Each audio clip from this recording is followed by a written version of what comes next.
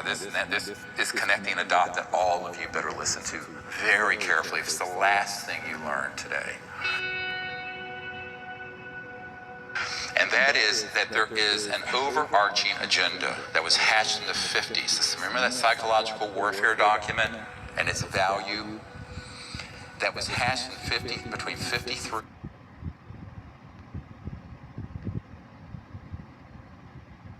and 56 to create the specter of a threat from outer space that does not exist.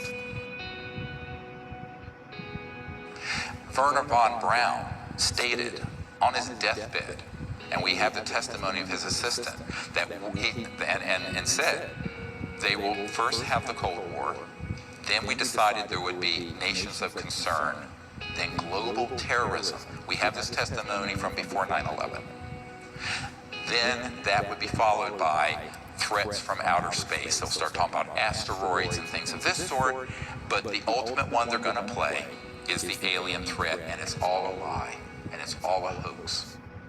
The strategy that Wernher von Braun taught me was that first the Russians are going to be considered to be the enemy. In fact, when I met him in '74, they were the enemy, the identified enemy.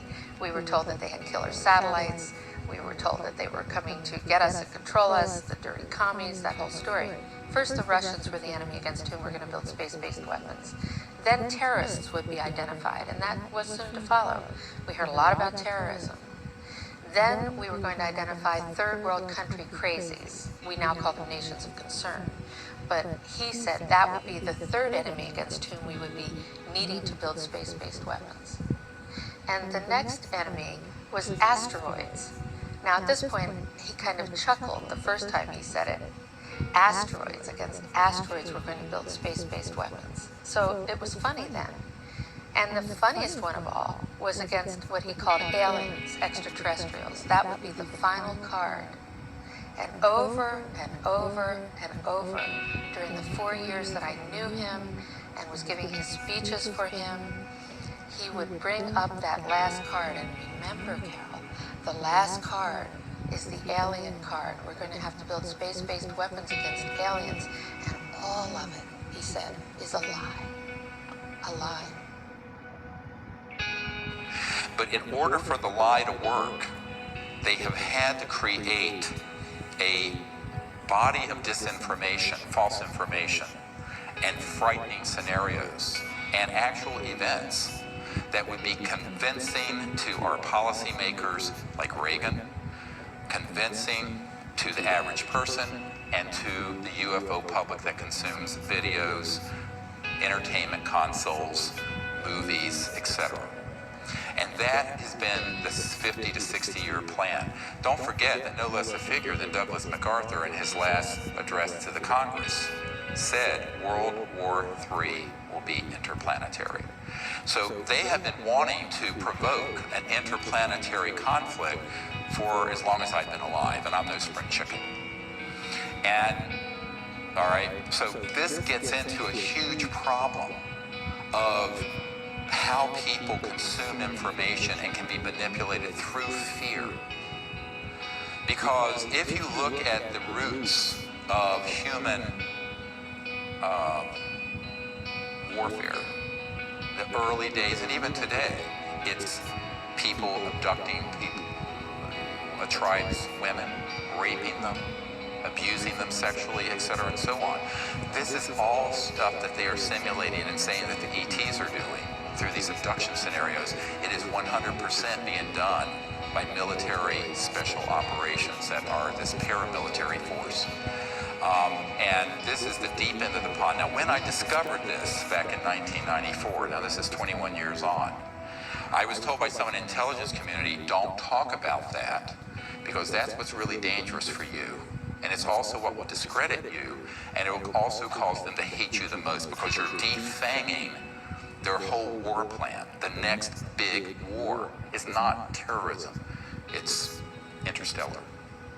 And if you expose that it's a hoax, it takes all the steam out of their plan. I said, yes, but if we don't, we're cooked, because there's no way you can have war that's interstellar and survive it. It'd be worse than mutual assured destruction. because the technologies are 1,000 times worse than a hydrogen bomb. So I said, look, we're going to have to figure out how to deal with this. And the only way I know how to do it is put the sunlight in there and let people know what the truth is. So a man came along. If we go to the next slide.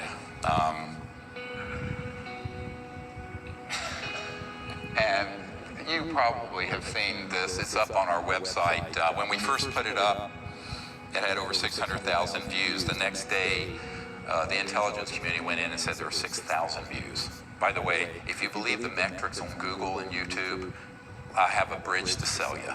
It's all can be manipulated because it moves you down the search engines. So when this hit, within a couple of days, had 600,000 views.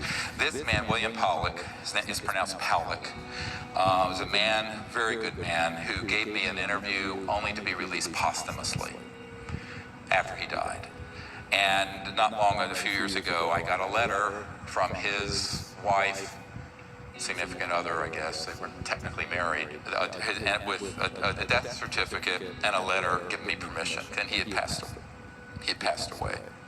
And I have a lot of these, and I honor my word about keeping a confidence.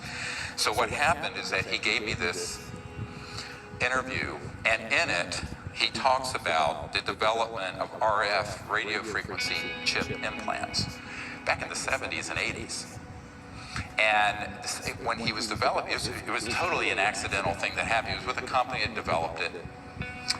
He then got called into the CIA, and they started doing special programs for the CIA to develop it. And at a certain point, Siemens in Silicon Valley manufactured 2 billion of them, with a B, of these RF chips. And the way they work, they can be so miniaturized, you can eat something with it, it has a radio and it can transmit not only where you are, but the really advanced ones have a neurophone capability to control thought and behavior.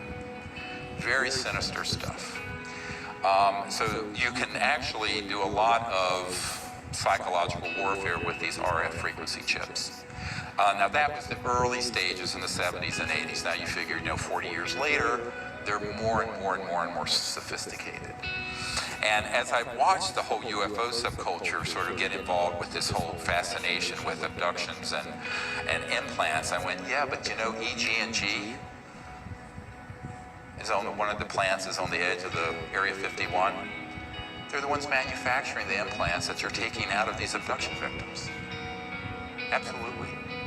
They're not coming from outer space. They don't need that. If you're interstellar, you're transdimensional. If you're transdimensional, you don't need an RF frequency plant chip to track anybody, because their technologies are way beyond that. I said, this is human, 100%. And you better wake up. And so Powlick gave us this interview, and it was one of a dozen data points that I began to accumulate. And then, not many years ago, I get a document, the next one, which is chilling. It's never been shown. It's from the Strategic Studies Institute, think tank. And it's dated 1995. And it was talking about all kinds of global security strategies. And, you can look at it yourself. Cult program graduates, blah, blah, blah, who will be expected to participate in contrived UFO abduction scenarios. Listen carefully.